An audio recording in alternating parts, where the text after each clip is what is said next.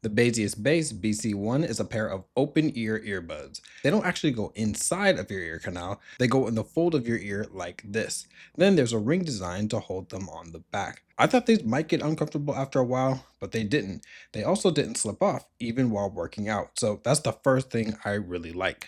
I was also impressed by the audio quality. These have shockingly powerful bass for a device that's not fully in ear. So this little grill right here, this is where the sound's actually coming from. And the audio is firing into your ear from a little bit of a distance, but it does not lose that boom of the bass and you can still hear your surroundings. I will say if you don't get the fit quite right, you might feel these vibrating a bit, so it could take a few seconds to adjust them. But there's an illustration in the manual of the box that kind of shows you the optimal way to position these.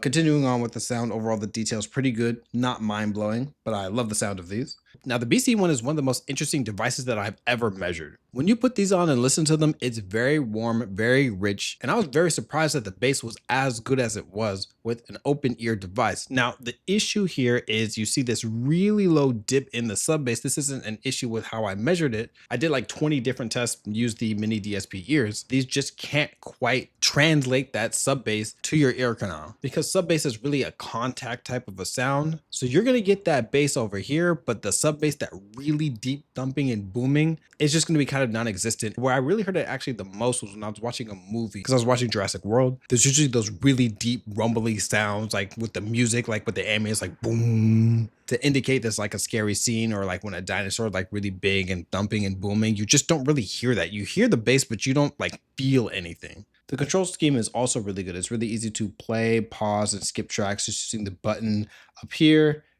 They're actually on both of them, so the left and the right do slightly different things. And it will take a little bit of adjustment to get used to actually pressing a physical button on these with a little bit of feedback here. Now these have IP55, which gives them a little bit of splash resistance. I do sweat a lot while working out, so that's good, no problem. The battery life of these is 7.5 hours individually, but if you pair it with the case, like how much power the case gets, then it's a total of 38. So this microphone prioritizes background noise cancellation over the tonality, like as far as like the bass and the mids and the highs. So it's going to sound a little bit robotic, but it's really getting rid of the background sound. So the listener is going to be able to hear you very loud and clear. So that's probably the most important thing, especially if you're going to be using this like with the phone on the go, like most people do.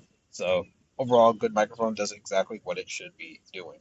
Overall, I definitely recommend these earbuds, especially if you're looking for an open ear device.